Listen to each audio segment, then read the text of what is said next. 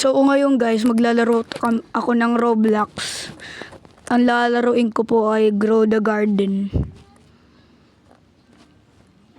Maglalaro po ako ng Grow the Garden. Tingnan nyo po yung mga plants ko mamaya. Medyo matagal po yung pagbubukas ng Grow the Garden kasi po mga 2 minutes po kasi po sobrang lag po eh. Naantay ko lang po. Wait lang po.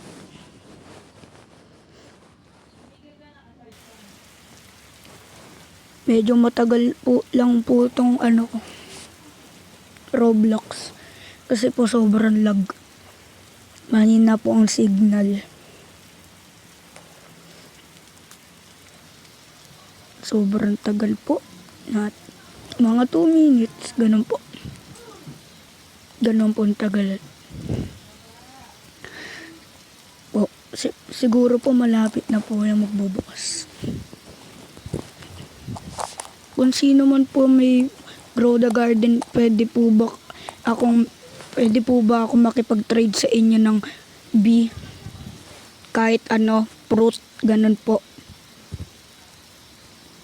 Kahit ano pong fruit, basta po meron po kayong trade. Yan po, ayan na po.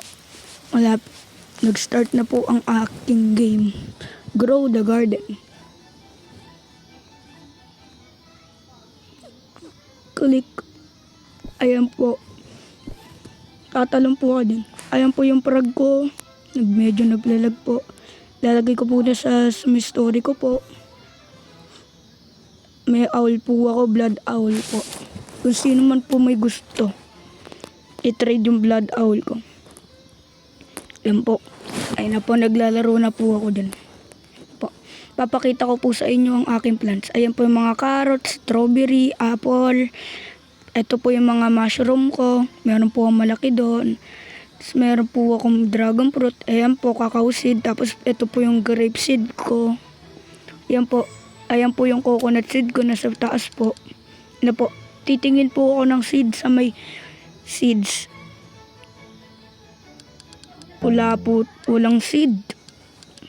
Paanong gagawin din? Pupunta na lang po ako sa garden ko at kukunin ko yung mga tanim ko para ibenta. Ayan na po ang garden ko. Maybe egg nga din po ako. Di ko pa pala po nasabi sa inyo. Ayan po, pupunta po ulit ako sa bamboo ko. May tatanggalin ko po yung iba dyan. Meron po akong owl, 3